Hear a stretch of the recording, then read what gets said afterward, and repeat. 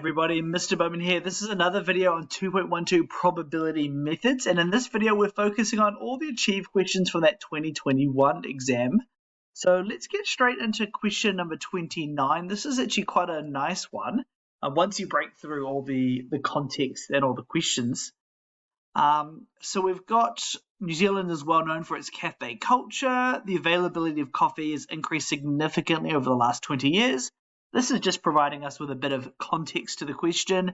However, there are growing concerns that teenagers are consuming more caffeine with potentially negative effects on the sleep behavior and the performance at school. So that's kind of linking it back to the data, which I'm expecting to come up soon. So a school was concerned about the use of this issue, etc., and they've got a survey of 300 senior students, and they've asked the following questions. So you can see they've been asked if they have sleep issues or not, and about their coffee-related habits. And you see the total down there of 300. So the question itself, according to the results in the survey, what proportion of senior students drink coffee regularly? So I guess the key thing to note is everybody in this table is a senior student, so we don't really have to worry about that. This is actually quite a straightforward one. So we're going to go the probability of drinking coffee regularly. So I'm just doing my notation regularly. And that's going to be equal to, remember, I always use this approach called F over T. So we always start off with the bottom part. That stands for total outcomes. So of these people, how many of them are senior students? And the answer, as I said before, is 300. So my denominator is going to be 300 because I care about all of these 300 students for my question. The next part of the question is the people who drink coffee regularly. So that's going to be this top row here, the 122. So of the 300 students, I know 122 of them total drink coffee. And when I plug that onto my calculator, convert that to a decimal, I'm getting 0.4067, and that there had a 4dp rounding. Hopefully you're getting the same answer when you do that. So we're now going to carry on straight to question 30. I normally rub out the working, but I've left them there. So what is the probability that a randomly selected student from the survey who has sleep issues? So this is a bit different. And they also drink coffee. So we know the people we're interested in, we know for sure they are the ones with sleep issues. So we actually only care about the sleep issue group. So in terms of what we're trying to find out, we're trying to find the probability that they drink coffee regularly given they have sleep issues. So I'm using my notation here. I'm going to use my same F over T approach. So the total, the denominator, the number of people I care about is the total 143. They're the 143 people with the sleep issues. And of these 143, how many of them drink coffee? That's the 68 up the top there. So 68 out of 143 people are going to have these sleep issues. And again, this fraction, just going to plug it in my calculator as division so I can convert that to a decimal. And I'm going to round that to 4 decimal points. When you did that on your calculator, hopefully you got the same as me, 0.4755. We are now on to question number 31. Don't forget, all these questions are from the Quick Maths website. These are all past NZQA papers, and I've just pulled them together for us. So I don't want to claim credit for the questions. They're amazing questions from NZQA. Question 31. We've got the use of plant-based milks is becoming popular. Cafes are now offering their customers alternative milk options such as soy, almond, or coconut.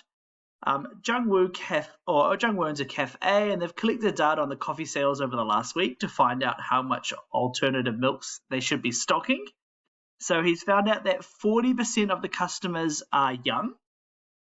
1/4 of the young customers request an alternative milk. So kind of these two here are all about the younger customers. 80% of the older customers, so we've got 80% of the older customers have the coffee milk. So that's about the older one. And of the younger customers who order alternative milk, 15% of them are getting soy milk. So we've got more information on the younger people. And then we've got half of the older customers order a coffee with alternative milk. They ordered some soy milk if they did that. So we've been asked, find the probability that a customer in the cafe is younger and orders coffee with cow's milk. So I guess the first split we could probably do, because we don't know much about the customer, but the customer, they could be a younger person or an older person. And we know that 40% of the overall people are younger. So the probability that the person is being younger, so on the younger branch is 0.4, which means the older branch has to be 0.6. I'm now splitting it off because the other variable I'm interested in is who wanted the cow's milk. So we're going to write cow's milk, alternative milk, and we're going to do the same split for the older people. So we're going to have the cow's milk, or I've written those all the way around, but let's write them the same way around for simplicity. So we've got the cow's milk up here, and then we've got the alternative milk down the bottom there. So I've used this 40% information up here, so let's cross that out. So it says 1/4 of the younger people requested an alternative milk type. So that means this one here, 0.25. So it's the younger people ordering alternative milk, 0.25. So the other 0.75 must be ordering the cow's milk. I've used that bit of information there. So now I'm really, just to finish my tree, I'm really just on the hunt out for information on the older people and what type of milk they're using. And this third sentence here is of interest. 80% of older customers order coffee with cow's milk. So there's going to be 0.8, which means the remainder there must be 0.2. So we finished our tree. Apologies if you're hearing noise in the background. My rabbit has decided to chew very loudly and aggressively at the moment. But that's probably what you're hearing. Hopefully you're not hearing it though. So the question down the bottom, now that we've finished our tree, find the probability that a customer in his cafe is younger and orders coffee with cow's milk. So that's this top graph up here. So we're trying to find the probability that they are younger and order cow's milk. That's going to be 0.4 times 0.75. And when I plug that into my calculator, I'm going to get to 0.3. Okay, we're now up to the final question of all of the achieved ones from this one. Question 32 from the Quick Maths website. We've got a cafe manager notices the amount of time waiting to receive their coffee. It varies a little bit. The data over a given week finds the mean number of time is 7 minutes with a standard deviation of 1.5 minutes. Really nice information to see. That's given away that it's going to be a normal distribution question. Assuming that the model is a normal distribution, there we go. Work out, draw your diagrams. Really interesting there. Find the probability that a customer receives their coffee within 5 minutes. So we know it's normal distribution, so let's sketch a normal distribution graph. And let's draw the diagram that the question was pretty specific about. So my mean down the middle, that's going to be the 7 minutes from the first bit I underlined. And the standard deviation, that's going to be 1.5 minutes. And that was from the second thing underlined there. We've been asked to find out the probability that someone orders within 5 minutes. So that means it's going to be 5 minutes or less. So that means their order is going to arrive in a time that's 5 minutes or smaller. Because we're dealing with a left-hand tail, remember that lower is going to be a whole bunch of like negative, a big number. So let's do negative 99,999 just for our calculator. And we've now filled up all our diagrams. So we're now just trying to find out the probability. So let's state our assumptions. So calculate input. So we're using a normal distribution to calculate this. So I always write down the distribution that I'm using.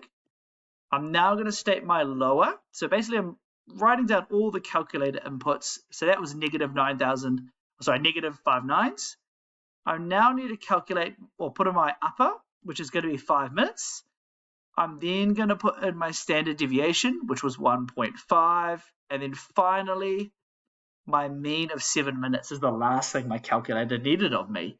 So answering the question, so the probability that X is less than 5 minutes, I'm plugging this into my graphics calculator to get 0.0912. That had a 4dp rounding. If you're not sure how to plug all of this into your calculator, all of these things, if you're not sure how to do that calculator, do let me know. I've got a video in there. I can maybe reply to a comment with any relevant resources. So hopefully you found all of these achieved questions useful. Thanks so much for watching. Keep an eye out for the other achieved questions that are going to be coming out shortly.